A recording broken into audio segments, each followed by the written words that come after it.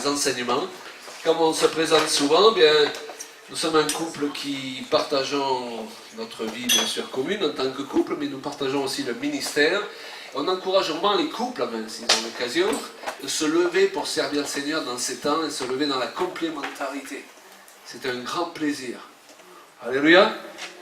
Et puis, cette parole de Dieu, on aime la libérer sous diverses formes. Le psaume 107, verset 20, nous dit qu'il a envoyé sa parole et il est guéri. On a souvent cité ce verset lorsqu'on est venu ici. Et cette parole, on aime bien la partager sous forme d'un chanté, sous forme écrite, sous forme prêchée, sous forme témoignée. Et si vous me permettez de faire une petite page de pub, notre dernière sortie du four s'appelle Couple en mission, justement. Alors, vous avez vu que dernièrement, on sort toute une série de petites brochures qu'on appelle les brochures flèches. Et puis celui-là, on s'est dit, bon, le contenu est plus consistant, mais on va l'étudier un peu en format A4, avec l'idée d'un peu d'imaginer un couple dans le lit, là, où les deux lisent ensemble aussi. Avec le police. T'as vu, ça chérie, c'est pour toi. Oh, mais ça c'est pour toi aussi. Non, en fait, c'est pas dans cet état d'esprit qu'il faut le lire, on est d'accord. Mais on croit que dans ces temps où le diable fait tant d'efforts pour détruire la cellule familiale, il faut que nous puissions avoir à notre disposition des outils et des enseignements qui nous permettent de marquer la différence. Alléluia. Alors, il y a un jeune couple qui se forme, est-ce que je peux vous l'offrir? Voilà. Donc, on fait interrogation écrite la prochaine fois. Hein.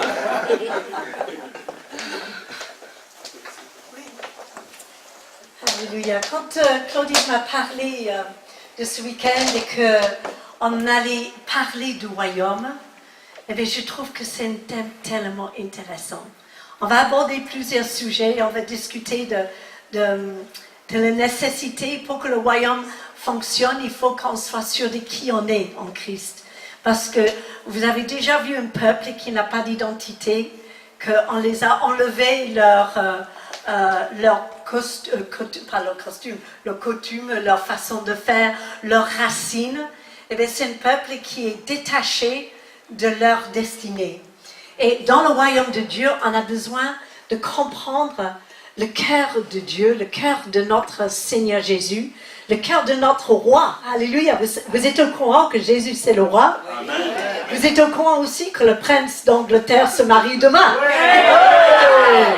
C'est moins important, mais c'est et moi je suis anglaise à l'origine et je trouve que l'autre jour, on parlait avec Monique, elle a regardé aussi, il y avait un documentaire sur le prince de Galles, enfin Charles.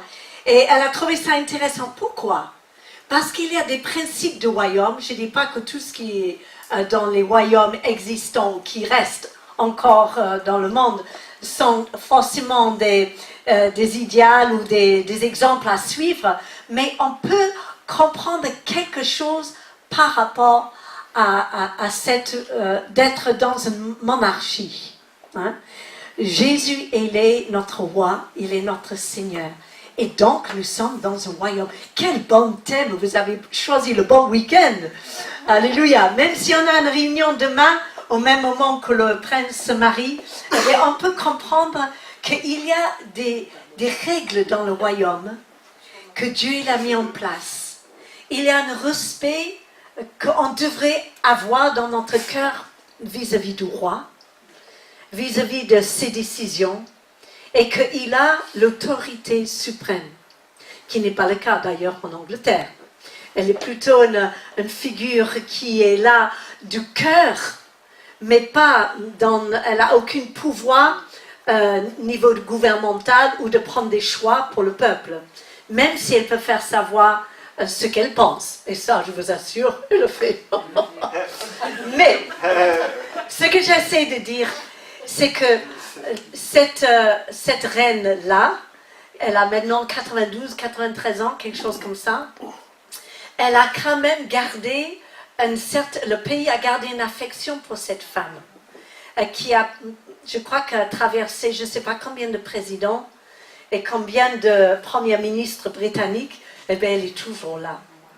Et il y a quelque chose dans la fidélité, dans la longévité, le fait de rester droit dans ce qu'on pense. Et Dieu, il veut instaurer dans le royaume de Dieu certaines réflexions par rapport à d'être fidèle jusqu'au bout. De se dire, moi, je fais partie du royaume de Dieu, je suis son enfant, je suis sa princesse, alléluia, car il m'a arraché de le royaume de ténèbres où j'étais et il m'a placé dans le royaume de la lumière, de fils de son amour. Ça, ce n'est pas rien. Quelles sont les conséquences? Quelle est la différence, quel est le comportement que je dois comporter? Quels sont les changements que je devais avoir dans ma vie pour aligner ma volonté avec la volonté du roi? Merci Seigneur. Je vais lancer juste ce soir quelques réflexions. Mais je pense qu'une de ces choses, le royaume de Dieu, il dit aussi, ce sont comme les enfants. Les enfants, ils peuvent comprendre le royaume. Pourquoi? Parce qu'ils croient. Parce qu'ils ont une fidélité par rapport à ses parents, par rapport à l'autorité en place. Ils ne sont pas constamment revendicateurs par rapport aux choix qui sont pris à son égard et que parfois, c'est pour le protéger. Et même s'il ne comprend pas, il croit dans les décisions et il va avancer comme ça jusqu'au jour qu'il dit, mais heureusement j'ai obéi. Heureusement. Parce que si j'avais fait à ma tête ou j'avais remis en question constamment cette autorité-là, aujourd'hui, où serais-je? Je serais certainement sur des mauvaises voies et peut-être je ne serai plus de ce monde. Seigneur, merci. Moi, je vais vraiment te rappeler, Seigneur, que tu es notre Seigneur et notre Sauveur. Tu es, Seigneur, notre roi. Tu es aussi le chef des armées et des tas d'autres choses. Mais tu es surtout un Dieu d'amour. Alléluia. Tu es un Seigneur de notre vie. Et on veut te donner encore une fois notre allégeance, comment on dit? Allégeance, pour te dire on veut te suivre jusqu'au bout. Alléluia. Alors c'est vrai qu'avec un accent comme le mien, ce n'est pas toujours facile et j'ai fait encore des fautes. Mais il paraît que les gens ils m'aiment comme ça. Donc ce n'est pas que je fais plus des efforts pour m'améliorer. Mais je suis aujourd'hui, je suis consciente de mes racines et certaines choses ne partent pas. Je ne sais pas pourquoi après tant d'années j'ai encore cet accent. Mais je pense que je ne devrais pas renier mes racines, mais de se dire, ça c'est moi. Et en étant moi, eh bien, chacun de nous, on devrait ne pas avoir honte d'où on vient, mais on devrait être fier de qui on est aujourd'hui et avoir une grande espérance parce qu'on sait où on va. Alléluia. Je vais arrêter là, parce qu'en fait, j'ai plein de petites choses à ajouter ce week-end que je préparais. Mais je vais mettre le micro à Claude et je vous remercie de votre écoute. Et je crois que ce week-end, on va apprendre des choses qui peuvent nous aider de marcher encore plus fidèlement dans les voies de Dieu. Alléluia. C'est un bon roi, notre Seigneur Jésus. Il veut le meilleur pour nous. Il est à l'écoute de son peuple, mais il est surtout là pour consoler, pour diriger et pour nous amener vers des verts pâturages. Nous sommes son peuple, alléluia, et il est notre berger. Amen. À tout à l'heure. Pas trop loin avec la qui m'encourage. Oui. C'est important de s'encourager les uns les autres et de s'encourager particulièrement dans le couple, n'est-ce pas? Alors, demain, nous avons 2 réunions, demain après-midi et demain soir, et je prêcherai sur ce qui est le royaume de Dieu et sur aussi notre identité en tant que fils et filles du royaume de Dieu. Et ce soir, je vais juste survoler plusieurs points, je crois qu'il est important de réaliser dans notre vie pour que notre vie chrétienne soit efficace et qui concerne plus précisément l'identification. Demain on parlera plus, demain soir, de l'identité, mais ce soir on va parler de l'identification. Vous savez, le problème majeur de la plupart des chrétiens que nous rencontrons tourne autour de 3 sentiments qui sont pas toujours si bien gérés. L'indignité, la culpabilité, l'incapacité. Vous connaissez ces sentiments-là que le diable vous fait sentir et fait remonter à la surface. Là, on se sent indigne, on se sent coupable. Et on se sent incapable. Et je voudrais vous dire qu'il faut gérer ça à tout prix dans notre vie. Sinon, permettez-moi l'expression, ça va continuer à nous pourrir la vie pendant longtemps. Et c'est important dans un couple, particulièrement, et dans une église, que ce soit un homme qui a réalisé ce que c'est qu'être une nouvelle création, qui a affaire à une femme qui a aussi réalisé ce que c'est qu'être une nouvelle création. Afin que les rapports que l'un et l'autre ont entre eux, ce sont les rapports de 2 nouvelles créatures. Parce que même si vous êtes nés de nouveau et baptisés du Saint-Esprit, si les rapports que vous avez sont encore les rapports du vieil homme et de la vieille femme, croyez-moi, ça ne va pas fonctionner. Et vous pourrez prier autant de fois et aussi longtemps que vous voulez, ça ne fonctionnera pas. Et pour qu'une église fonctionne, il faut qu'on se retrouve quand même avec une majorité des personnes qui ont réalisé leur identité en Jésus-Christ. Et pour cela, qui ont compris le principe de l'identification. Vous allez me dire, identification, c'est quoi ce message sur l'identification? Est-ce que c'est biblique? C'est une nouvelle doctrine? C'est indissociable du message de l'Évangile. Le message de l'Évangile, il est basé sur 3 points. Jésus est mort pour nos péchés. Vous êtes au courant? Il vaut mieux. Deuxième point, il n'est pas seulement mort, il est ressuscité. Qui est au courant? Ah oui. Il vaut mieux. Oui. Alléluia. Maintenant, Jésus, permettez-moi l'expression, il n'est pas venu mourir pour mourir, il n'est pas venu ressusciter pour le plaisir de ressusciter. Vous êtes d'accord? Oui. Il est venu mourir et ressusciter dans un but bien précis. Oui. Et Pour qu'il y ait une identification. oui. En mourant pour nous, la Bible nous dit qu'il a mis de côté ses attributs divins, il s'est identifié à nous. Mais la Bible nous dit aussi que de ce fait, nous devons nous identifier à sa mort en tant que vieil homme, si je peux dire.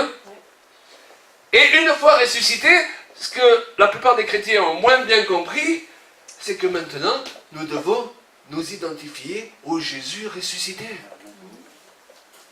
Et nous allons le voir, ça signifie quoi? Ça signifie que nous faisons partie de la même catégorie d'êtres que Jésus. Vous savez, Jésus, il n'avait pas besoin, lui, d'être transformé. Mais dans les psaumes, Dieu le Père lui déclare à un moment donné, « Tu es mon fils, je t'ai engendré aujourd'hui, alors qu'il est de toute éternité. » Pour pouvoir nous sauver, Jésus a fait en sorte de renaître sous une forme d'être fantastique, alléluia, qui a reçu autorité dans le ciel et sur la terre, et il nous fait partager la puissance de son esprit, de sa résurrection, par la nouvelle naissance. Alors qu'est-ce que ça signifie? Ça signifie que nous devenons une catégorie d'êtres qui n'a plus à subir l'indignité, la culpabilité et l'incapacité. Vous allez me dire, oui, mais Claude Payan, vous êtes un extraterrestre, vous? Vous ne sentez pas ce que je sens? Vous n'avez pas la même chair que moi, bien sûr. C'est pourquoi la Bible nous dit que nous sommes obligés de marcher non pas par la vue et par ce que nous sentons, mais par la foi. Et c'est pour ça qu'il y a un combat entre la chair et l'esprit. Vous êtes tous venus avec votre corps ce soir. Vous avez vu même que c'est difficile de le traîner jusqu'à la réunion parfois. Je dirais même que parfois vous avez un rendez-vous céleste avec le Seigneur et c'est là que vous avez le moins envie de venir. Donc on ne peut pas être conduit par ce que nous sentons et par ce que nous voyons. Un jour, et je crois que je l'ai affirmé plusieurs fois dans mes messages, lorsque nous venons ici, nous revêtirons un corps glorieux, semblable au corps de sa gloire. Jésus, lorsqu'il est ressuscité, il passait à travers les murs. Mon frère, là, si tu essayes de passer à travers le mur, j'ai bien peur que tu vas t'aplatir le nez, ok? Sérieusement. C'est pour ça qu'on ne peut pas comprendre avec nos sens qui nous sommes devenus en Jésus-Christ. Nous sommes obligés de le comprendre par la foi. Et nous sommes obligés d'avancer chaque jour en nous identifiant à sa résurrection. On a compris qu'il faut s'identifier à sa mort, c'est ainsi que nos péchés sont effacés, mais il nous faut à tout prix comprendre qu'il faut s'identifier à sa résurrection, c'est-à-dire à ce qu'il est devenu par la résurrection. C'est là que le bas blesse pour beaucoup. Ils ont compris l'identification dans le sens de Jésus vers nous, mais pas de nous vers Jésus. Souvent, ça n'a pas été enseigné. Et souvent, beaucoup de chrétiens ne savent pas vivre chaque jour en s'identifiant à la résurrection, au Jésus ressuscité. Et pour pouvoir le faire, évidemment, car la foi vient de ce qu'on entend vient de la parole de Dieu, bien, il faut comprendre ce principe. C'est ce que j'aimerais expliquer ce soir. Et comme il y a tellement de choses à dire, je pense que je continuerai sur le sujet dimanche matin. Par sa mort, Christ nous rétablit aux yeux de Dieu le Père, écoutez bien, le terme a une place d'innocence. J'ai une Bible qu'on appelle une Bible paraphrasée en anglais, là, qui vient d'Afrique du Sud. C'est-à-dire que le gars, pour traduire chaque verset, pour bien nous faire comprendre le sens du grec, il va utiliser, s'il faut, plusieurs phrases, ou un texte entier, et il utilise ce mot « innocence » pour reprendre ce que souvent la Bible seconde ou d'autres Bibles traduisent par « justification ». Nous devons réaliser qu'à cause du sang de Jésus, lorsque nous l'acceptons comme sauveur, nous sommes rétablis à un état d'innocence. Wow. Pas de coupable. Sinon, Jésus justifierait les coupables. Est-ce que vous pouvez répéter après moi? Innocence. Innocence. Ça, il faut que ça s'imprègne bien en nous. Surtout lorsque le diable vient nous accuser de ne pas être à la hauteur. De ne pas être assez ceci, de ne pas être assez cela. Vous avez remarqué, avec lui, on est toujours trop quelque chose ou pas assez quelque chose. D'ailleurs, j'ai l'habitude de dire, entourez-vous de gens qui ne sont pas toujours en train de vous faire des reproches. Mariez-vous avec quelqu'un, vous êtes sûr qu'il ne va pas passer sa journée à vous faire des reproches, qui est trop ceci, qui est trop cela. Nous avons besoin d'être entourés de personnes qui nous rappellent la merveilleuse créature que nous sommes devenus en Jésus-Christ.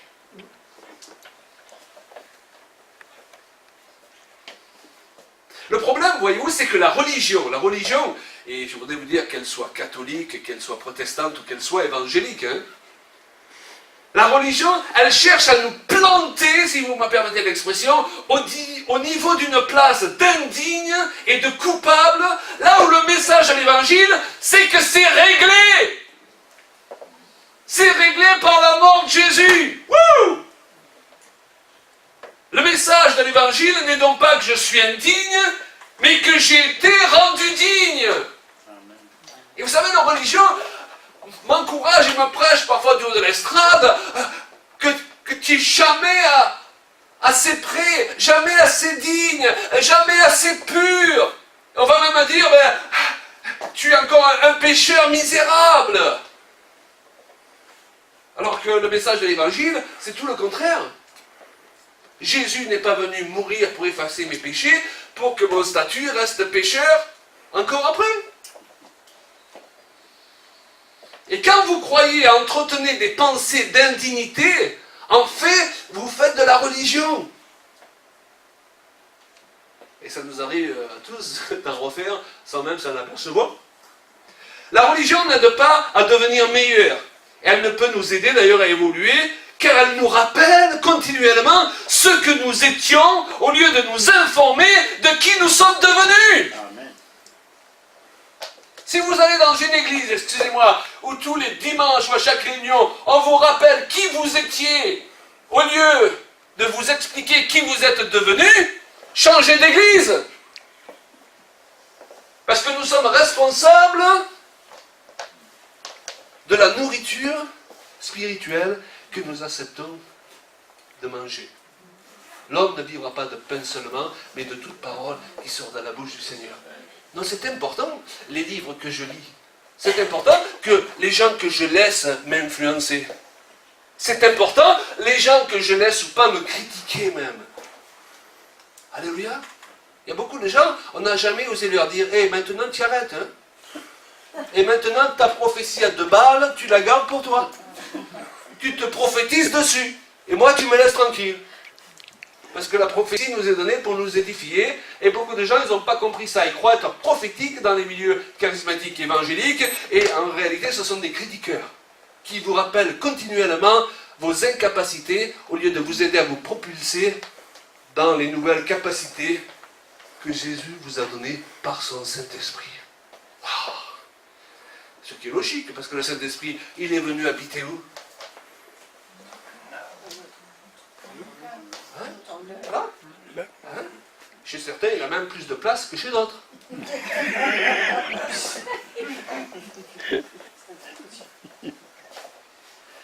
Alors rassurez-vous que votre évangile est le bon. Paul il reproche en effet aux Galates de commencer à suivre, après des années de fidélité, un autre évangile, parce que c'est un évangile légaliste, basé sur la condamnation. Un évangile qui cultive l'indignité et la culpabilité est un évangile tordu, qui annule le sens d'ailleurs de l'action du sacrifice de Christ à la croix, qui est venu pour me rétablir un état d'innocence. Alléluia. J'ai besoin d'avoir une femme à côté de moi qui me rappelle tous les jours quand je me sens minable que Jésus il a payé. Tu es quelqu'un de bien, rappelle-toi chérie. Oh, ça ce sont les règles du couple, amen. Être un instrument d'édification pour l'autre. Être le premier instrument de Dieu pour lui rappeler la nouvelle créature précieuse, merveilleuse qu'il est devenu. Waouh! Au lieu de lui reprocher toujours d'avoir fait traîner ses chaussettes, ou autre chose du même genre. Alléluia! Parce que ce que je suis à mes propres yeux attire son équivalent dans la vie de tous les jours. Ce que je suis à mes propres yeux, je vais attirer l'équivalent. Si j'accepte à mes propres yeux d'être un minable, permettez-moi l'expression, je vais attirer autour de moi des gens minables, qui au lieu de me tirer vers le haut, vont me tirer vers le bas, qu'ils soient nés de nouveau ou pas. Parce que la Bible dit pas seulement que c'est en naissant de nouveau qu'on réussit sa vie chrétienne, mais c'est en prenant connaissance de la vérité. Vous connaîtrez la vérité, et la vérité vous affranchira. Elle va chasser cette culpabilité souvent omniprésente. Elle va chasser ces complexes, ces sentiments d'infériorité, peut-être avec lesquels j'ai grandi toute mon enfance. Mais tant que je ne prends pas connaissance que Dieu, mon Père, ne parle pas sur ma vie, peut-être comme mon Père terrestre a mal parlé sur ma vie, je vais continuer à vivre avec le vieil homme, toute nouvelle créature que je suis devenu. Est-ce que vous comprenez? Parce que ça ne marche que par la foi. Et la foi vient de ce qu'on entend. Vous entendez ce soir? Yes. Et je vous dis ça, mais je me prêche à moi. Parce que la chair, souvent, elle essaie de reprendre le dessus pour me faire oublier ce que je prêche moi-même. Alors régulièrement, je me relis une de mes brochures. Alléluia. Nous sommes des auditeurs oubliés, vous avez vu ça? C'est pourquoi Pierre dit, je ne cesse de vous rappeler les mêmes choses. Il y a des choses, il faut se les rappeler tous les jours. Vous avez vu, nous avons un diable qui attaque tous les jours. Hein? Il faut que la parole de Dieu habite en nous tous les jours. Donc nous sommes appelés à comprendre que le message de l'identification est indissociable du message de l'évangile. Nous sommes appelés à comprendre que l'identification est liée à la justification, étant devenu et déclaré innocent par Dieu, puisque Jésus a payé à ma place, je suis donc justifié. Mais je ne suis pas justifié parce que je fais tout parfaitement. Je ne fais pas justifié parce que je suis le meilleur mari au monde, même si j'y travaille. Hein. Mais je suis justifié par l'offrande du corps de Christ. Alléluia. Et dès que vous perdez ça de vue, vous essayez toujours d'être justifié par tous vos efforts. Et je ne dis pas qu'il ne faut pas faire d'efforts. Mais une fois qu'on a fait le plus d'efforts qu'on pouvait faire, vous avez remarqué qu'on n'est toujours pas à la hauteur. Alors mon message n'est certainement pas un message pour dire ne faites pas d'efforts. Si, mais ne comptez pas sur vos efforts pour vous justifier. C'est très différent. Donc nous avons vu que le sacrifice et la mort de Jésus effacent nos péchés et nous restaurent une position d'innocence. Pas de semblant d'innocence, mais de réelle innocence. La Bible nous dit que Dieu nous voit comme tels.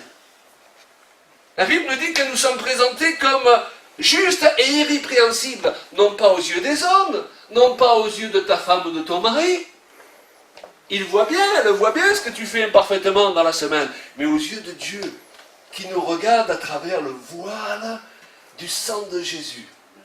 Alors moi je voudrais vous dire, si Dieu me voit comme ça, pourquoi est-ce que moi je me verrais différemment? Si Dieu me voit comme ça, pourquoi est-ce que moi je me verrais différemment? Qu'est-ce que c'est qu'être spirituel? Sinon se placer pour avoir le même point de vue qu'à Dieu. Alors quand on dit aux gens il faut s'élever, parfois ils ne comprennent pas ce que ça veut dire, parfois nous-mêmes on ne sait pas ce qu'on veut leur dire quand on leur dit il faut s'élever plus haut. Oui, qu'est-ce que ça veut dire? Ben, disons, en t'élevant plus haut, tu vas voir les choses d'en haut. Et tu vas les voir d'où Jésus les voit. Mais quand tu les vois d'en bas, tu vois que tu n'es jamais assez à la hauteur. Donc, tu as envie de confesser, je suis misérable, je ne suis pas à la hauteur, et plus tu le confesses, comme les paroles ont un pouvoir, moins tu l'es. Il y a des connaisseurs ici? Vous recevez quelque chose ce soir?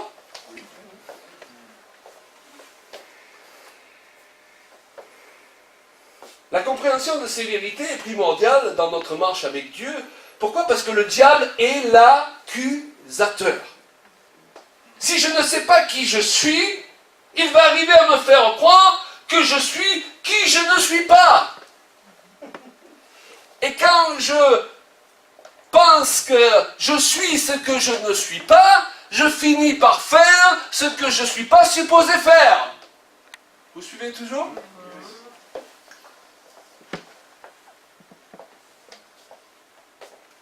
Et le diable est alors gagnant, parce qu'il sait que ce n'est pas cette catégorie de personnes qui est toujours en train de culpabiliser et de se sentir indigne qui peut manifester une autorité efficace contre lui. Et là, il a gagné. Et là, au lieu que ce soit toi qui lui marche dessus, car la Bible nous dit que nous avons reçu autorité, c'est lui qui te marche dessus. Vous n'avez pas assez que le diable vous marche dessus. Alors que notre appel, c'est de lui marcher dessus. Alléluia. Mais il sait que la foi vient de ce qu'on entend. Alors il essaye de semer régulièrement dans notre vie des graines qui vont provoquer une foi négative. Parce qu'il fonctionne selon le même principe que Dieu. Il n'a jamais rien inventé. Qu'est-ce que c'est que la peur?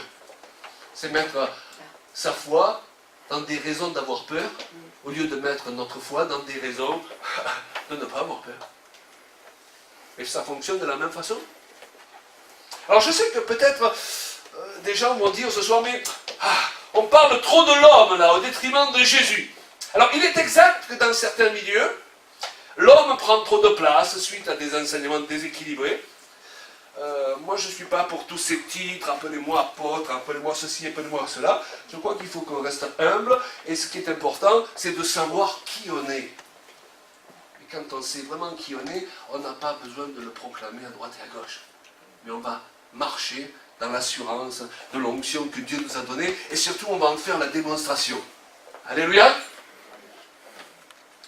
Mais il n'en demeure pas moins que dans l'ensemble du corps de Christ, il y a plus de dysfonctionnement à cause du fait que les gens n'ont pas compris qui ils sont en Christ, plutôt que du fait qu'ils n'ont pas compris qui est Dieu. Hey, c'est important de chercher à comprendre qui est le Seigneur. Et la Bible nous dit que Dieu aime qu'on cherche à le connaître. Alléluia. Mais si tu apprends à comprendre qui est Dieu sans comprendre l'œuvre qu'il a fait en toi de par la nouvelle naissance, tu vas même empêcher Dieu d'agir à travers toi. Rappelez-vous Ephésiens 3.20. Vous vous rappelez Ephésiens 3.20? Je pense qu'il y a pas une fois où on vient ici sans me partager ce verset. Dieu veut faire par la puissance qui agit en nous. Donc, à la je dis pas sans nous.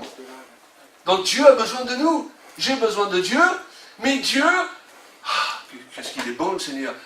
Ce qui est merveilleux avec Dieu, c'est qu'il croit plus en moi que moi je crois en moi. pouvez dire Dieu est bon? Dieu est bon. Ah, Dieu croit en moi. Vous savez, Dieu, la fausse humilité, ça ne l'intéresse pas. Dire toute la journée, je suis un misérable, j'y arriverai jamais, j'ai juste besoin de toi, Seigneur, tous les jours. Des fois, il dirait, écoute, ne me dérange pas toutes les 5 minutes. Est-ce que tu peux faire fonctionner l'esprit que j'ai mis en toi, hein? Ça éviterait de me déranger toutes les 5 minutes. Ça veut dire, frère Paillard, vous exagérez. Vous avez vu, lorsque Jésus est dans la barque avec ses disciples et qu'il le réveille, il se met en colère. Pourquoi vous n'avez pas réglé le truc vous-même? Ça ne voulait pas dire le régler sans moi. Mais il était dans la barque. Donc mon message ce soir, c'est pas qu'on a une quelconque autorité sans Jésus. Ça serait une hérésie, on est bien d'accord? Mais nous ne sommes pas sans Jésus. Qui est né de nouveau ici? Vous êtes tous sauf sans Jésus. L'Esprit de Dieu est venu habiter en vous. C'est pour ça qu'on est de nouveau. On est de l'Esprit. Parce qu'il vient habiter en nous. Waouh! Vous savez, je crois qu'un des problèmes qui a été le mien pendant des années, c'est que souvent on cherche Dieu partout sauf en nous. Sauf là où il se trouve. C'est pour ça qu'il y a un verset qui dit mon esprit te cherche au-dedans de moi. Vous connaissez ce passage? En écriture. Waouh! Vous savez, souvent, sous la Nouvelle Alliance, on continue à chercher Dieu comme ils le cherchaient sous l'Ancienne Alliance. Donc, sous l'Ancienne Alliance, ils allaient au temple. Parce que tout le peuple n'avait pas accès à la présence de Dieu. Donc, ils avaient besoin d'aller trouver cette présence dans un lieu particulier. Et c'était bien sous la Nouvelle Alliance. Ils avaient besoin d'aller consulter le prophète parce que tout le peuple n'avait pas accès à l'Esprit. Vous êtes d'accord? Mais qu'est-ce qui s'est passé lorsque Jésus est mort? Le voile du temple s'est déchiré. Qu'est-ce que ça signifie? Ça signifie que l'accès au Saint des Saints est à partir de là donné à tous ceux qui acceptent Christ comme leur sauveur.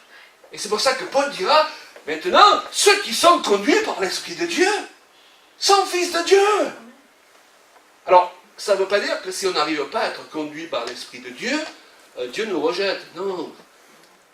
Il est question de fils, c'est-à-dire par rapport à l'enfant, vous savez, à l'enfant spirituel, au bébé spirituel. On passe tous par ces stades, et c'est normal.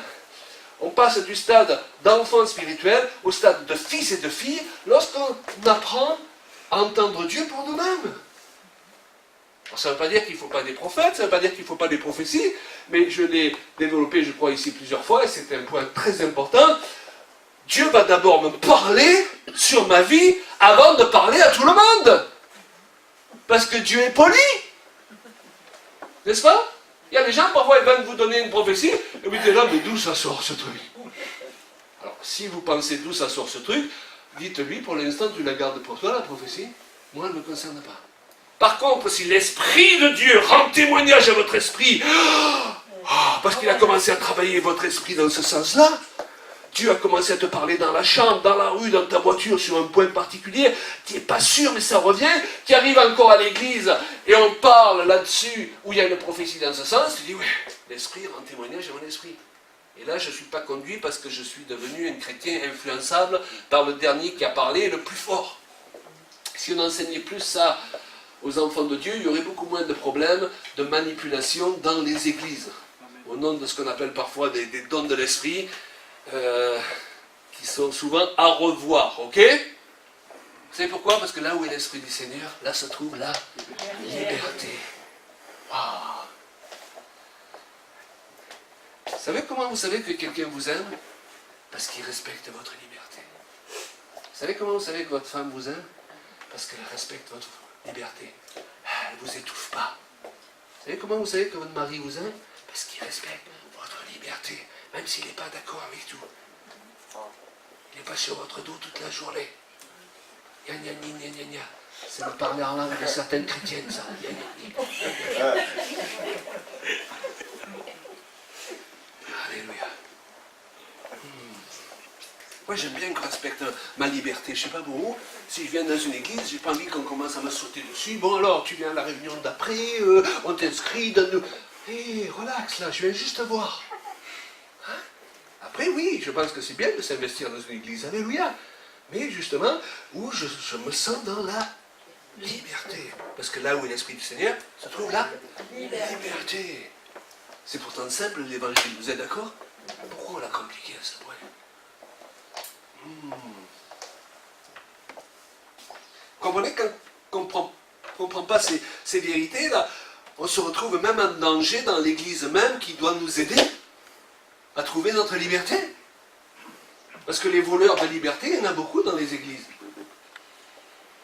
Pas sur l'Alsace, mais dans le sud de la France.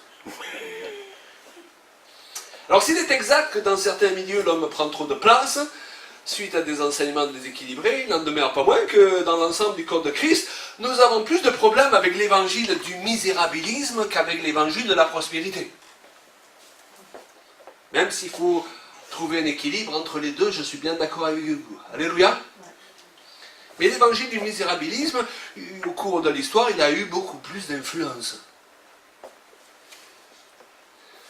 Si vous avez toute la foi en Dieu, mais aucune dans le fait qu'il veuille et puisse agir à travers vous, vous allez l'empêcher d'agir sur cette terre, puisque Jésus est la tête dont nous sommes. Amen. Il est la tête du corps dont nous sommes les membres. Wouh! Dieu a besoin de moi. Oh, merci Seigneur. Wouh! C'est pour ça qu'on est sur cette terre. C'est pour ça qu'on ne part pas au ciel de suite. Sinon, il suffirait de naître de nouveau et on part au ciel. C'est bien le ciel. Hein? Il n'y a pas tous les problèmes qu'il y a sur cette terre. On ne paye pas de facture d'EDF au ciel. Tous les mois. Amen? On n'essaie pas de nous piquer tout ce qu'on a. Mais c'est parce qu'on a une mission. Si tu es un couple en mission. Si tu es un célibataire, tu es un célibataire en mission. Si tu es banquier, tu es un banquier en mission. Alléluia. Si tu vas sur les marchés, eh bien, tu es en mission sur les marchés. Gloire à Dieu. Donc nous ne sommes pas des pécheurs rachetés, mais qui seraient toujours des pécheurs. C'est-à-dire que notre statut à ce jour n'est pas aux yeux de Dieu celui d'un pécheur racheté. C'est celui de quelqu'un qui était pécheur, à qui il arrive encore de pécher.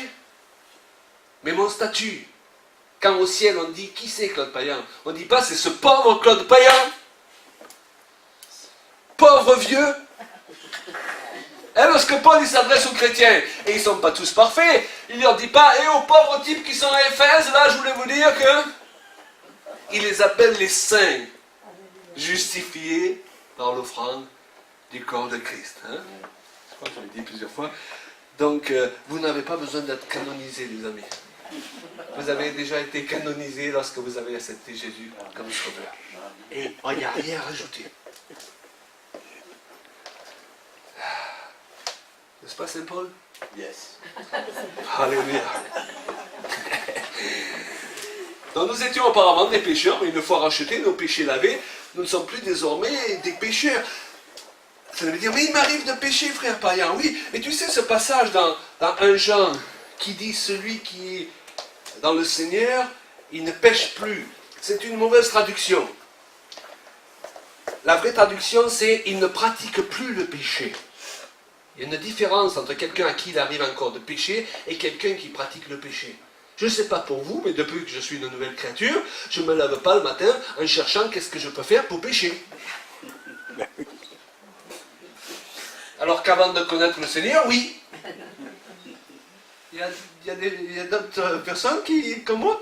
Pourquoi? Parce que quand on vient à Christ, l'Esprit en nous veut nous pousser vers le bien. Maintenant, comme nous sommes encore dans des corps qui faillissent, et des âmes et des intelligences qui sont en cours de restauration, il nous arrive de rater la cible régulièrement. Parfois on se met en colère, on ne voulait pas, on rentre le soir, on se dit mais pourquoi j'ai dit ce que j'ai dit? Et pourquoi j'ai fait ce que j'ai fait? Et là on demande Seigneur, lave-moi par ton sang précieux, et heureusement que je suis sauvé par grâce. Mais on ne pratique pas le péché.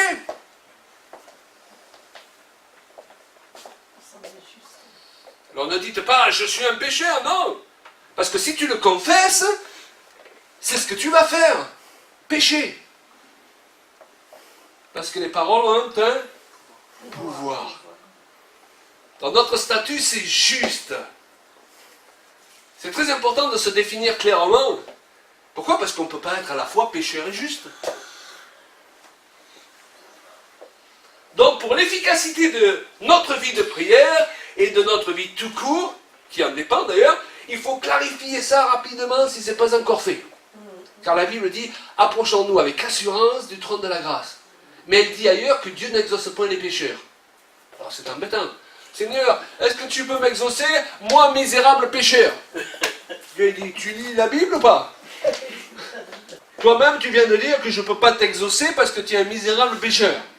Oui, mais Seigneur, on m'a dit que c'était une preuve d'humilité. Dieu dit, la fausse humilité est une des plus grandes formes d'orgueil parfois.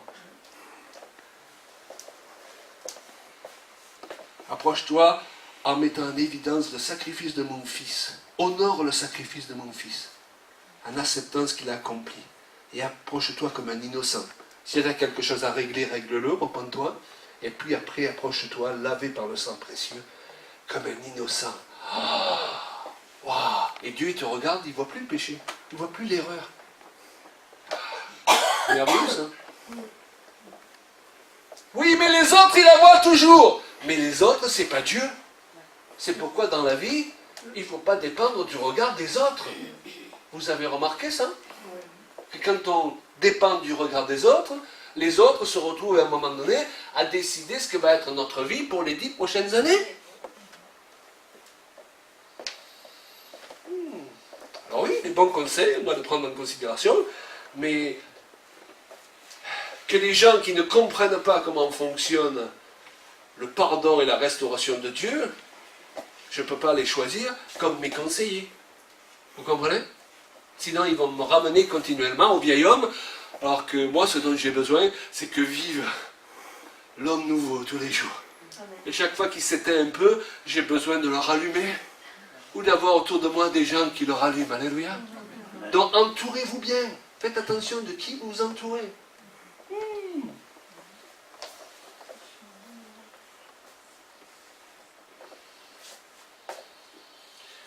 Donc l'identification consiste aussi à revêtir l'homme nouveau. Si la mort de Christ établit notre innocence, sa résurrection établit notre identité. De même que Jésus, en ressuscitant, a été le premier-né d'une nouvelle catégorie d'êtres, à travers la nouvelle naissance, nous devenons une nouvelle créature à sa ressemblance, et de même que, en devenant le premier de cette catégorie d'êtres, il n'a pas perdu pour autant son statut de Dieu et de fils de Dieu, on est d'accord? De même, je reste Claude Payan. Mais je dois être conscient de la nouvelle créature que je suis devenu. C'est-à-dire que l'âme reste la même, la personnalité reste la même, mais l'esprit a été chamboulé. Et changé parce que la nouvelle naissance, c'est quoi? C'est Dieu qui vient recréer ton esprit qui est mort. Wow. Donc si vous êtes authentiquement né de nouveau, votre esprit a été recréé. Et donc vous êtes tout sauf quelque chose qui n'a pas de valeur. Bon, ça me fait du bien là, ce genre de message. Je vais prier pour moi. Alléluia. Ouh.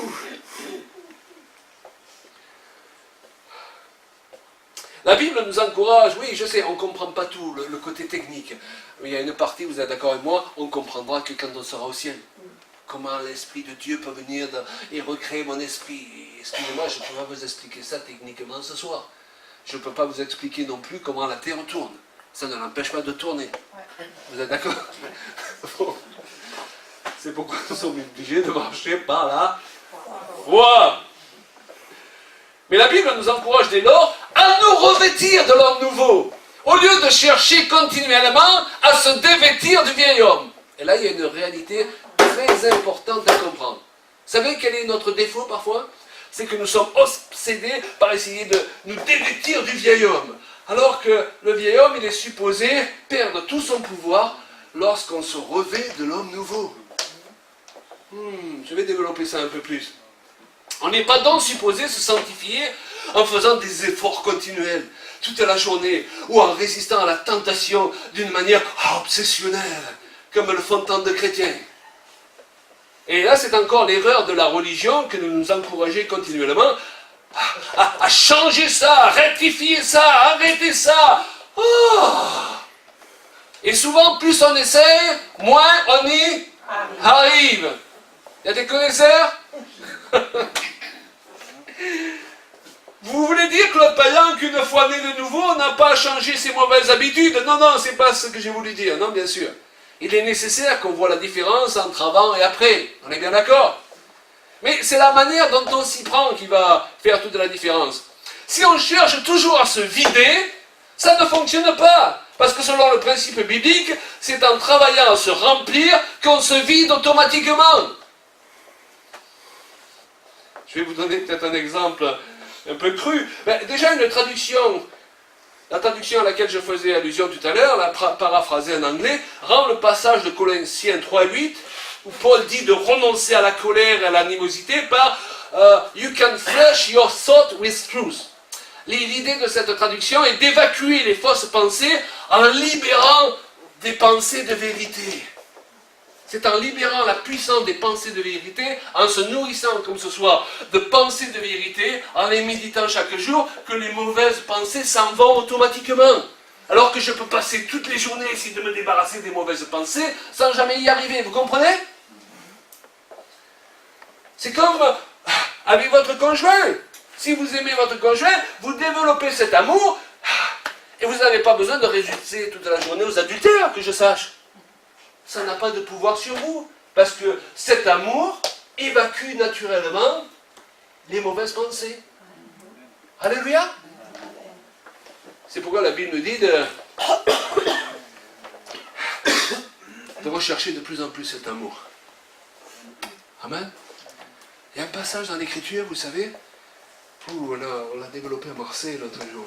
Un passage de l'Écriture où l'apôtre Paul nous dit de considérer que c'est la bonté de Dieu qui nous pousse à la repentance.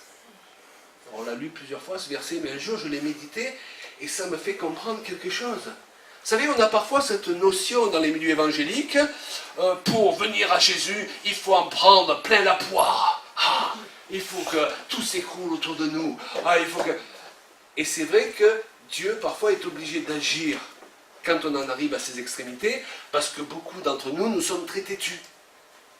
Et c'est la dernière solution que Dieu a pour nous toucher. Mais Dieu, si peu, il ne va pas en arriver là. Qu'est-ce que je veux dire par là? Il y a un verset dans l'Écriture qui dit d'ailleurs, si tu ne sers pas Dieu dans l'abondance, eh bien tu le serviras dans les pleurs. La meilleure façon d'aider les gens à changer, c'est de leur manifester l'amour de Dieu. Dites-moi, moi j'ai des enfants, ça ne me viendrait pas l'idée de prier, Seigneur, fais qu'il lui arrive un bon problème là, ou un bon accident, pour qu'enfin il t'accepte. Non, j'essaye en tant que papa de lui manifester à quel point mon papa céleste est plein d'amour. Alléluia.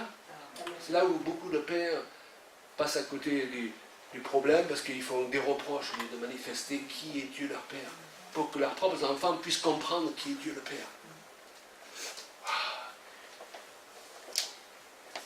Tu veux que ta femme change?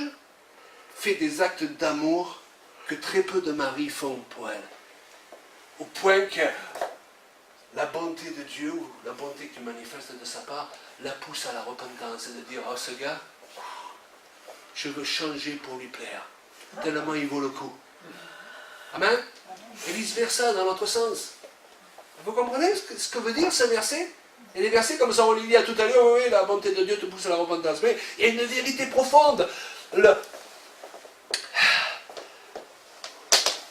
désir numéro 1 de Dieu, c'est que ce soit sa bonté qui nous pousse à la repentance, qui nous donne envie de changer. Seigneur, je veux te plaire parce que tu me manifestes tellement d'amour, je n'ai pas le droit de te faire souffrir. Et souvent, Dieu est obligé de nous saisir au moment où tout s'écroule parce qu'on est têtu et on ne peut pas être saisi par la bonté. Mais n'acceptez pas cette manière de raisonner très évangélique. On a l'impression qu'il faut à tout prix passer par là, tout perdre, et enfin Dieu pourra se manifester en nous. Non. Demandez au Seigneur comment vous pouvez manifester la bonté de Dieu aux gens qui vous entourent. Alléluia. Que les gens disent, tiens, ça c'est un, vos enfants ils disent, ça c'est un Père Éphésiens 3:20. Ça, c'est une mère, Éphésiens 3:20. Que ton mari dise, wow, ça, c'est une femme, Éphésiens 3:20. Voilà. Pendant quelques années, c'était pas ça, mais aujourd'hui, c'est Éphésiens 3:20. Écoutez le message de Claude Payan, et depuis, ça, c'est un mari, Éphésiens 3:20. Alléluia. Ça, c'est des frères et sœurs dans l'église, Éphésiens 3:20.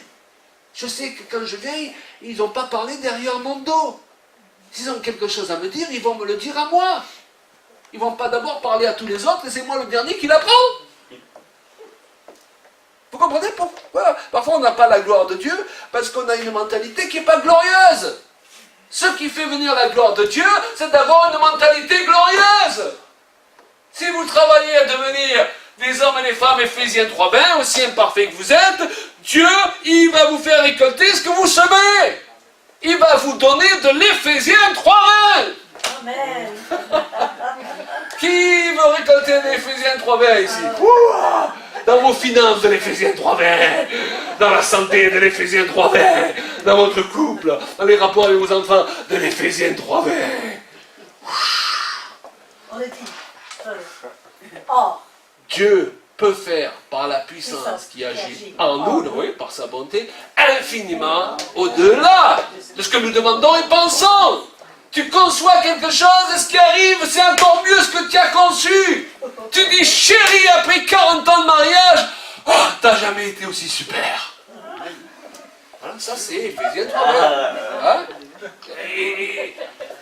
C'est dans ce but qu'il faut se marier. Hein, sinon, ça ne vaut pas la peine, je tiens à vous dire. Hein? De suite. Vous savez, il faut des gens qui prêchent les choses et qui appellent les choses par leur nom aujourd'hui. Amen. Alléluia. Parce que Jésus a dit, à ceci tous connaîtront que vous êtes mes disciples. Moi j'ai beaucoup médité sur ces versets, vous savez. Après des années de ministère, vous n'avez pas envie de me trouver un jour devant le Seigneur qui me dit, je ne te connais pas. Qu'est-ce que ça veut dire? À ceci tous connaîtront. C'est qu'il y a quelque chose à voir. Pour que les gens connaissent. Mais je voudrais vous dire qu'il y a des gens qui ne connaissent pas le Seigneur, ils aiment leurs femmes, ils aiment leurs enfants. Il y a des tas de couples qui marchent bien et mieux que des tas de chrétiens que je connais dans le monde. Alors comment ce verset peut s'accomplir? Si se lève une catégorie de chrétiens, Éphésiens 3:20, qui marchent dans une dimension d'amour et de sacrifice, on pourrait dire, qui dépasse tout ce qui s'est vu jusqu'à présent. Si bien que les gens de ce monde vont dire, là je ne peux plus suivre. Un mari de ce monde, il va dire, non, là, d'accord, là je ne peux plus suivre. Une femme, elle va dire dans ce monde, là je ne peux plus suivre. Là. Les femmes qui viennent dans cette église du Semeur à Colmar, on ne peut plus suivre. Ses parents, on ne peut plus suivre. Vous allez me dire, et alors il faut faire des efforts. Non, nous avons le Saint-Esprit qui n'ont pas pour nous permettre d'arriver là où on ne peut pas arriver par nous-mêmes. Je ne suis pas en train de vous dire que c'est par nos efforts qu'on va y arriver. Mais c'est en laissant vivre le Saint-Esprit. Et en prenant la conscience de qui il est en nous. Il nous a rendus capables de vivre au niveau d'Éphésiens 3:20. Sinon, ça serait complètement injuste que Dieu nous mette ce verset dans l'Écriture. Ça serait pour nous narguer. Éphésiens 3:20 nous narguerait. Ah, t'as vu là, tu n'y arriveras jamais à ça. Par moi-même, non. Mais par la puissance de celui qui habite en nous. Vous vous rappelez, on avait prêché sur élever le niveau. On visite à travers le monde francophone beaucoup d'églises avec Julien.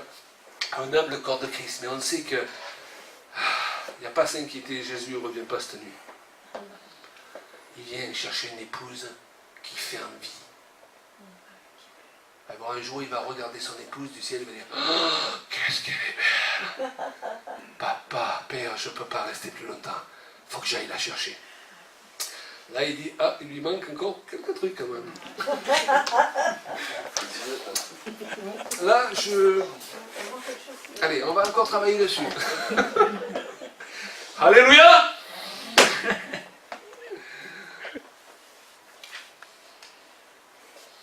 Regardez, 2 Corinthiens 5,4 nous dit, en effet, nous qui vivons dans cette tente, ce corps, nous gémissons accablés parce que nous ne voulons non pas nous dévêtir, Nous ne sommes pas là pour nous dévêtir, mais nous revêtir. Revêtir, il dit même un vêtement par-dessus l'autre, ainsi ce qui est mortel sera absorbé par la vie. C'est exactement ce que je viens de développer. Alors, ne passez pas vos journées à essayer de vous dévêtir. Ah, le vieil homme. Revêtez-vous chaque jour de l'homme nouveau. Et comment? En prenant connaissance de qui il est. Et c'est ce qu'on développera demain soir aussi et dimanche matin. Comprendre qui est l'homme nouveau. Waouh! La foi amène ce qu'on entend. Et ce qu'on entend vient de la parole de Dieu. Pour se revêtir, c'est-à-dire affermir sa position de nouvelle créature, il faut comprendre en quoi elle consiste.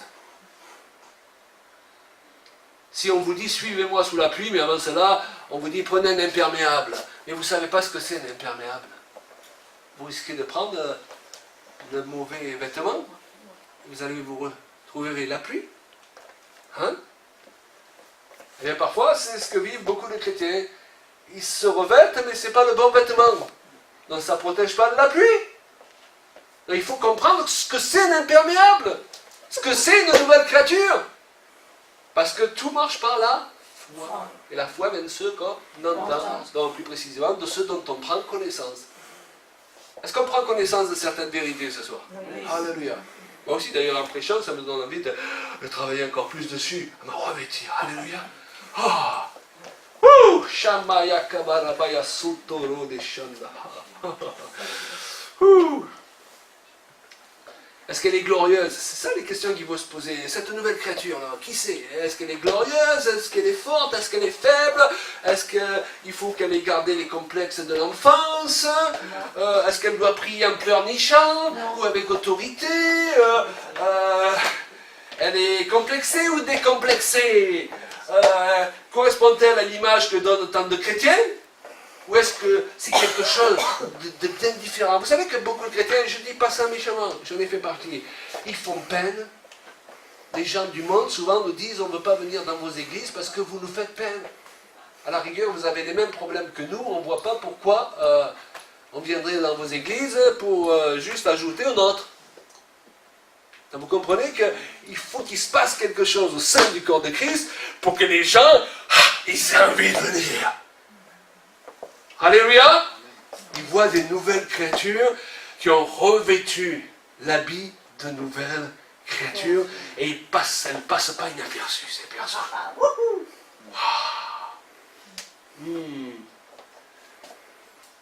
On développera cela plus tard. Je vous laisse avec ces quelques réflexions. Vous voulez compris ce soir que chacun se présente devant le Seigneur. Il n'y a pas de condamnation dans ce que je dis, ok? Je parle pour moi le premier. Ce que je sais, c'est que Dieu, dans l'Écriture, il nous appelle à monter plus haut.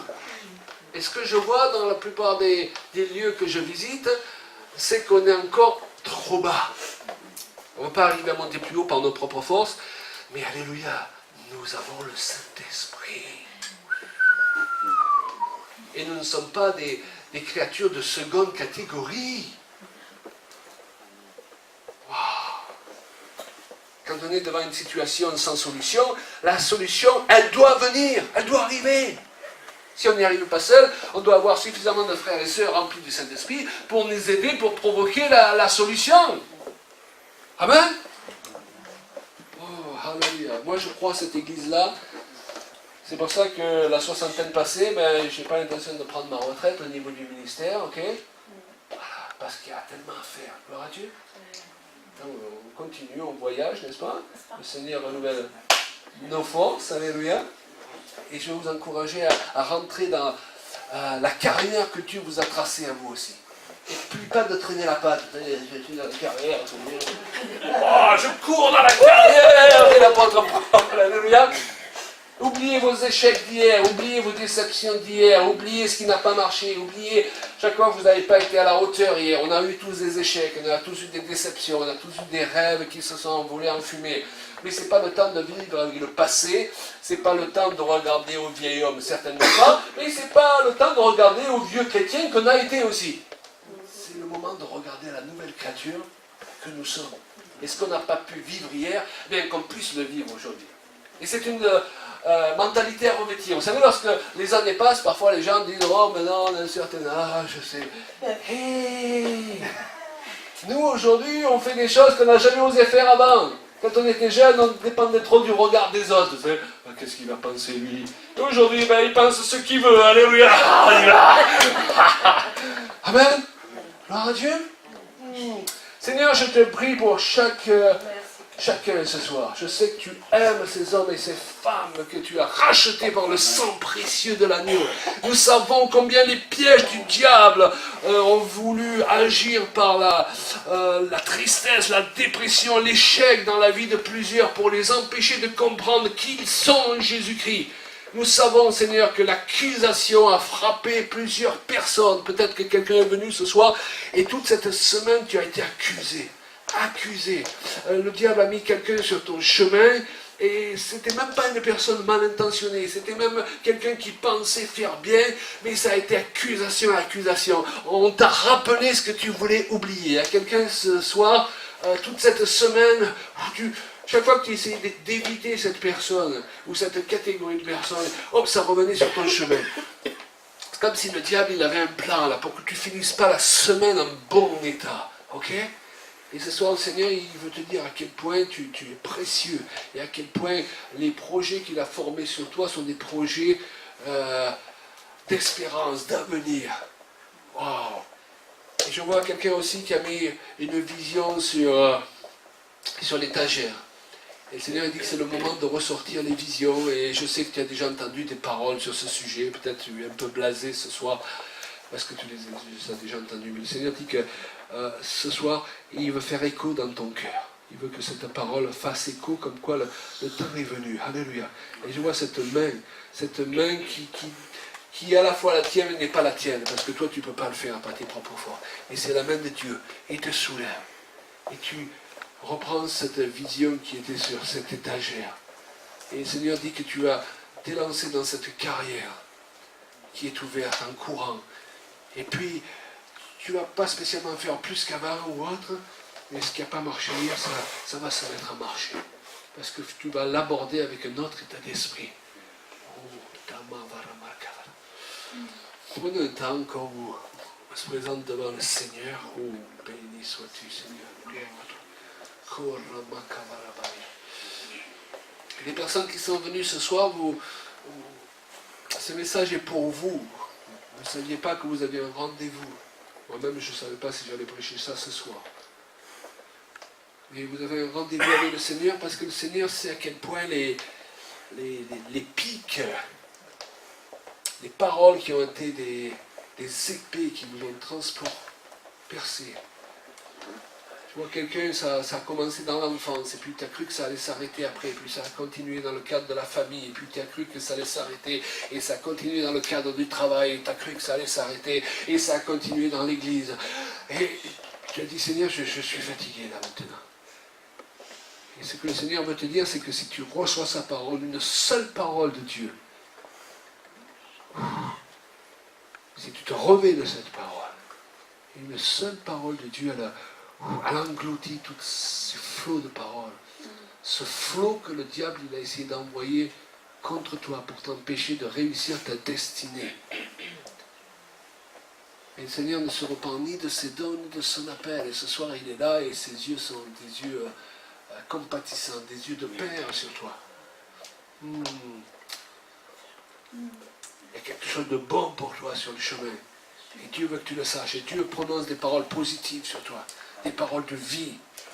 Des paroles de résurrection. Cette personne, elle va passer par une véritable résurrection. Elle va dire, qu'est-ce que je dois faire? Non, tu n'as rien à faire. Reçois la parole. Puis c'est Dieu qui va le faire. C'est son esprit qui va le faire. Il y a quelque chose qui va jaillir en toi qui a commencé là, qui va continuer dans les heures qui suivent. Et ça va jaillir. Je vois comme un geyser là, qui jaillit. Et tu vas te retrouver abreuvé. Tu vas dire, ça alors je me sentais sec. J'ai rien fait de particulier. Simplement, j'ai reçu par la foi cette parole. Et voilà qu'il y a ce quelque chose qui jaillit du plus profond de moi. À la rigueur, je ne savais même plus que c'était là. Waouh! Et Dieu va te t'immerger dans ce quelque chose. Soyez prêts à être immergés. Il y a plusieurs personnes que Dieu veut immerger. Il veut immerger. Il veut immerger dans une joie nouvelle aussi. Il parlait de l'eau qui jaillissait, mais au début, dans ces moments de louange qu'on a eu au début, ce que je voyais, c'était comme un ruisseau qui coulait. Et l'eau y passait tellement rapidement à travers les cailloux que c'était comme dans une machine à laver. Et en fait, le Seigneur il me montre que plus haut, eh bien, il y avait un endroit où l'eau il se collectait, il stagnait. Et à un moment donné, la pluie de l'arrière-saison vient. Et cette bassin d'eau qui stagnait et qui changeait de couleur, qui n'avait plus d'oxygène ni de vie, et bien d'un coup il était propulsé plus loin dans cet ruisseau et que d'un coup et bien, cette eau il se trouvait à traverser des sortes de rapides à travers des cailloux et d'un coup je voyais oxygéné, d'être un nouveau saisi, renversé, il traversait, il amenait des cailloux avec lui et que l'eau était même pas transparente, il était un sorte de blanc, comme de l'eau gazeuse quoi. Alléluia, qu'il avait une vie qui était propulsée à l'intérieur et quand il sortait de l'autre côté, ce n'était plus une eau morte, mais une eau revitalisée. Alléluia, prête à être mise en bouteille. Gloire à Dieu. Et que cette eau-là était rafraîchie et revitalisée. Alléluia. Et je crois qu'à travers des paroles comme ce qui était donné ce soir, il y a plusieurs ici qui peuvent vraiment sentir d'avoir cette eau qui coule à travers leur corps à cet instant. Et de sentir vraiment que non, je ne suis pas au bout. Non, je ne suis pas mis sur le côté. Non, ce n'est pas la fin. Non, je ne veux pas finir par dessécher au bord de cette rétention d'eau. Mais quelqu'un a ouvert les vannes et quelqu'un m'a poussé. Et là, me voilà à nouveau revitalisé, rempli de bulles, rempli de Saint-Esprit, rempli de vie et prête à amener cette vie plus loin. Et quand je vais, j'amène d'autres avec moi. Alléluia. Le Seigneur, voilà, je ressens que le Seigneur il dit, en passant, eh bien, vous allez amener d'autres personnes avec vous et vous allez former comme un raz-de-marée qui va descendre cette petite ruisseau pour devenir un fleuve et qui va emporter avec lui des choses qui étaient au fond peut-être depuis très longtemps. C'est le temps de rafraîchissement, c'est le temps de renouvellement et c'est un temps de nouvel chapitre. Seigneur, déjà je veux prier, est-ce qu'on peut prier ensemble? Seigneur, je prie qu'à cet instant, déjà pour moi-même, eh bien rafraîchissez-moi Seigneur. Alléluia, que la pluie de cette arrière-saison fait ouvrir des vannes, que ces barrages qui m'empêchaient de vivre, de couler avec toi, Seigneur, je veux retrouver cet état de courir avec toi Seigneur, que je sois emporté par ton esprit, emporté par ce que tu fais dans ma vie, que je sois animé par l'envie d'aller en avant, de te servir. Je veux oublier mon homme passé, mon être passé, Seigneur, et je veux laisser vivre la nouvelle créature qui est en moi. Merci Seigneur parce que tu nous rafraîchis. Je prie pour chacun ici ce soir. Seigneur, que ton eau coule du ciel même à cet instant. Seigneur, qui coule sur nos personnes, qui rafraîchit chacun ici, Seigneur. Que tu ajoutes de l'oxygène, des bulles, Seigneur. Que tu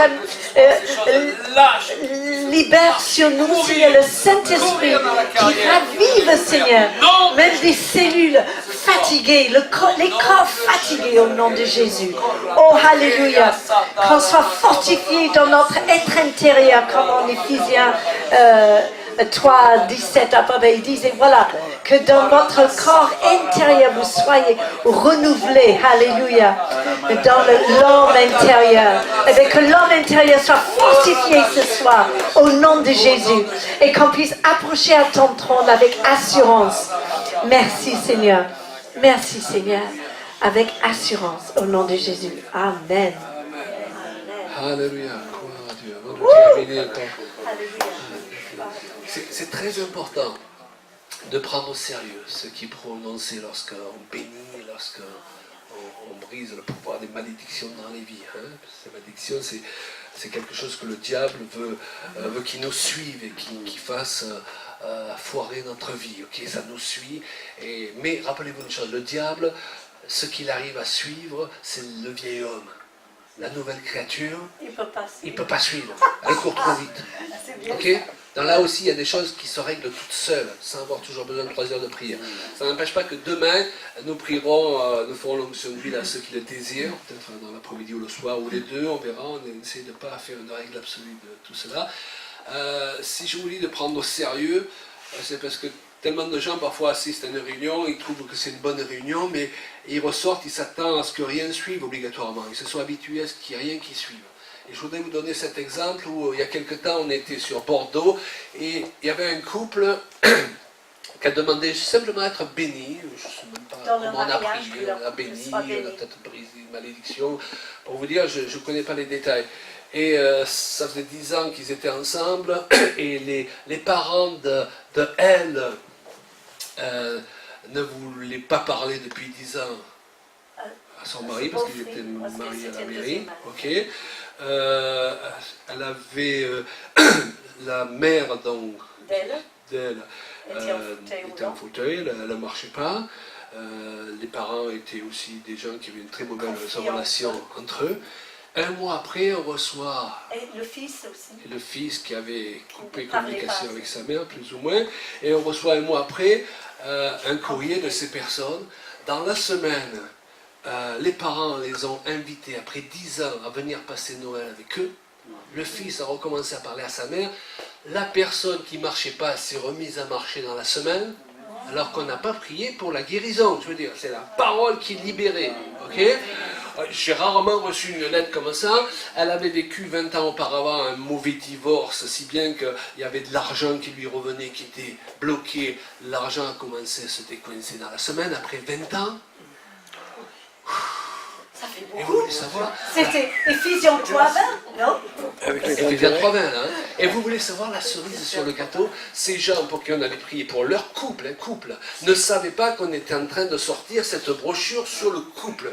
Quand elle a envoyé, on était encore en train de travailler avec Julia dessus, et ils ont mis un chèque de 1 000 € avec leurs lettres. Pourquoi? Pour investir pour l'œuvre de Dieu. Donc c'est allé dans quoi? C'est allé dans sa brochure, dans cette brochure pour le couple. Si bien que lorsqu'elle est sortie d'imprimerie, elle était déjà payée.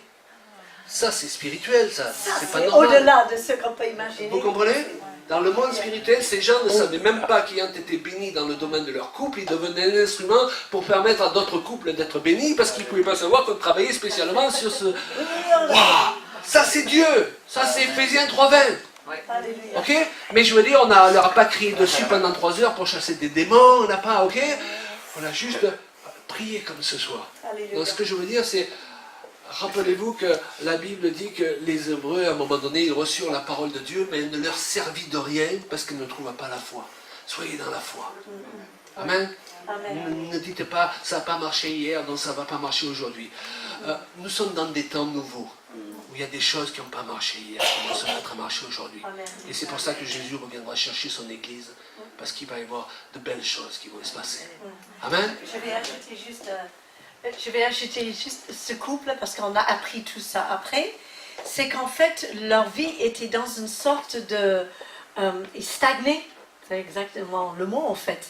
Et qu'il avait tous ces problèmes qu'il vivait avec depuis des années.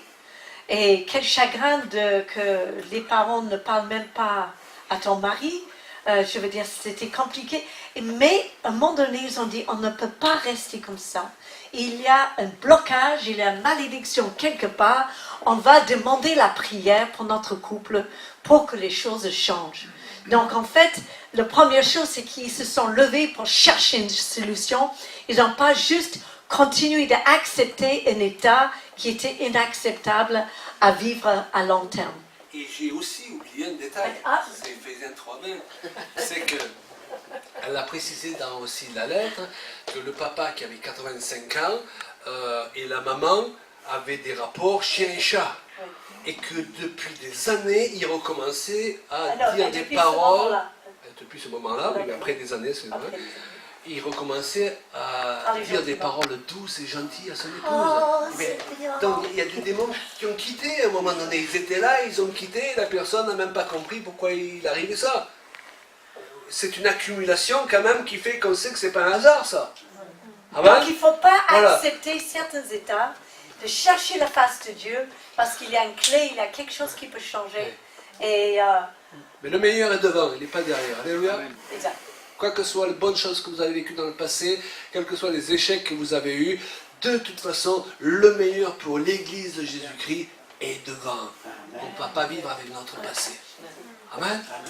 On va terminer avec un chant ou deux. Moi j'aimerais chanter « Approchons-nous avec assurance ». Elle aimerait chanter « Approchons-nous avec